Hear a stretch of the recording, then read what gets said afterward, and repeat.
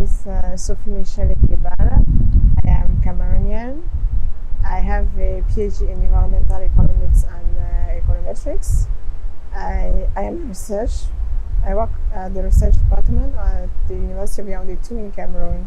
I came to this course is to learn more about the issue of land, political land issue in Africa broadly, because what I have learned up to now was just issue of land political economy of land governance in my country. But this was an opportunity for me to learn more about land governance issue in Africa as a whole, East Africa, West Africa, North Africa, and Central Africa.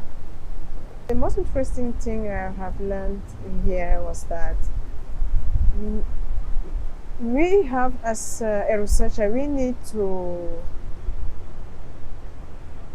give information to rural community, because most of them are not aware of how to fight for their land rights. So we have to go close to them, teach them about land issue, how they can fight to get their land back, how they can negotiate maybe with the government, such that maybe in the case maybe of the large-scale farming, how they can negotiate with the government such that those companies can comply to environmental regulation in terms of land management, water management, and air management, because most of those large-scale farming have negative environmental impact, mostly for rural community, because they are using a lot of chemical fertilizer and they are polluting. There is a lot of water pollution around those large-scale farming. Also, women, the vast majority of rural communities suffering from those large-scale farming are women, because most of them are expropriated from their land rights, and they don't have any more access to land to farm so that they can give food to their children and family. I'm going to apply what I have learned here in terms of application, because maybe from Professor Goita, who did a presentation on large-scale farming in Africa, we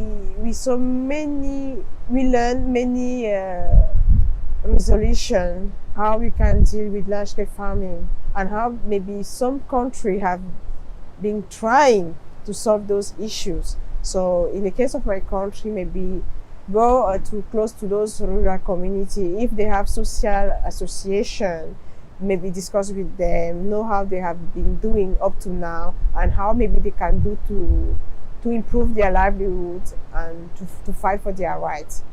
Maybe not maybe fighting, but to negotiate sometime, because fighting, you cannot fight with the state. So maybe they can fight, they can negotiate